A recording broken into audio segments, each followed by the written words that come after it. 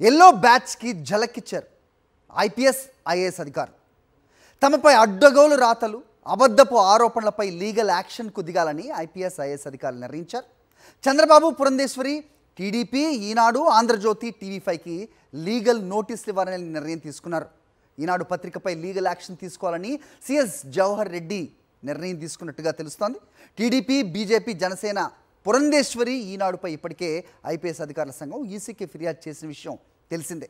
ఇప్పుడు 22 మంది ఐపీఎస్లు వ్యక్తిగతంగా లీగల్ నోటీసులు ఇవ్వాలనే నిర్ణయం తీసుకున్నారు. దీనిపైన మరిన్ని అప్డేట్స్ మా కరెస్పాండెంట్ సతీష్ ఇస్తారు. సతీష్, చెప్పండి. సో బ్యానర్ ఐటమ్ వస్తుంది వీళ్ళ ఐపీఎస్లోని, దానికి సమర్థంగా మాట్లాడడానికి కొంతమంది మాట్లాడతారు నాయకులు. సో మొత్తానికి పోలీస్ వాళ్ళ ఆత్మస్థైర్యాన్ని దెబ్బతీసే విధంగా అనుచిత వ్యాఖ్యలు చేయడాన్ని ప్రస్తుతం 22 ఐపీఎస్ ఆఫీసర్లు కూడా పర్సనల్గా తీసుకున్నట్టుగా చూస్తున్నాం. తీసుకోవాల్సిన అవసరం కూడా ఉంది. ఏం జరుగుతోంది? అప్డేట్స్ ఏంటి?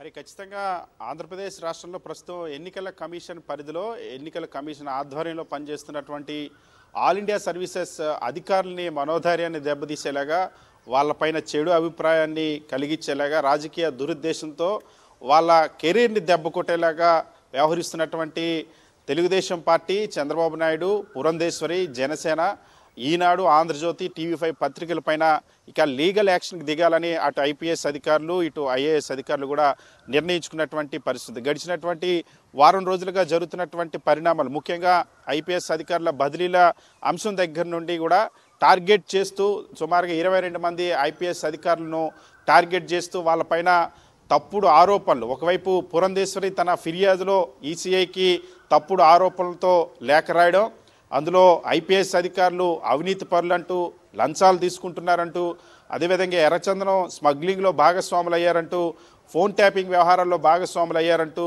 లేనిపోని ఒక్క ఆధారం కూడా చూపించకుండా అందులో ఫిర్యాదు చేసినటువంటి అంశం పైన ఇప్పటికే ఎన్నికల సంఘానికి రాష్ట్ర సీఈఓ ముఖేష్ కుమార్ మీనాతో పాటు కేంద్ర ఎన్నికల సంఘానికి కూడా ఫిర్యాదు చేశారు. 19 మంది ఐపీఎస్ అధికారులు ఎవరైతే ఉన్నారో సంతకాలు చేసి ఫిర్యాదు చేశారు. అయినప్పటికీ కూడా ఎటువంటి మార్పు రానటువంటి నేపథ్యంలో ఇప్పుడు ఎవరెవరిపైన అయితే ఈ తప్పుడు ఆరోపణలు చేశారో, ఎవరెవరిపైన అయితే ఈ తప్పుడు రాతలు రాశారో, అటు రాజకీయ పార్టీలకు, మరొక వైపు ఈనాడు, ఆంధ్రజ్యోతి, టీవీ5 ఈ మీడియా ఆ ఛానళ్ళకు కూడా లీగల్ నోటీసులు ఇవ్వాలని వ్యక్తిగతంగా ఐపీఎస్ అధికారులు నిర్ణయించారు.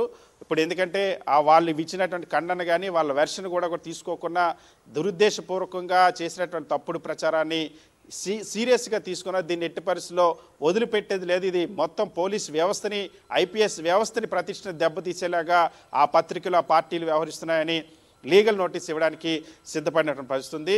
ఇవాళ లేదా రేపట్లో ఈ లీగల్ నోటీసులు ఇచ్చేటువంటి అవకాశం ఉంది. మరొక వైపు సాక్షాత్తు చీఫ్ సెక్రటరీ జవహర్ రెడ్డిని టార్గెట్ చేస్తూ చంద్రబాబు ఒకవైపు లేఖలు రాయడం, ఈనాడు పత్రిక వార్తలు రాసినటువంటి నేపథ్యంలో తన ఖండన కూడా ప్రచురించినటువంటి నేపథ్యంలో సిఎస్ జవహర్ రెడ్డి ఇప్పుడు లీగల్ నోటీస్ ఈనాడు పత్రికకి, కొన్ని పార్టీలకు ఇవ్వాలని నిర్ణయించినట్టు తెలుస్తుంది. హరి.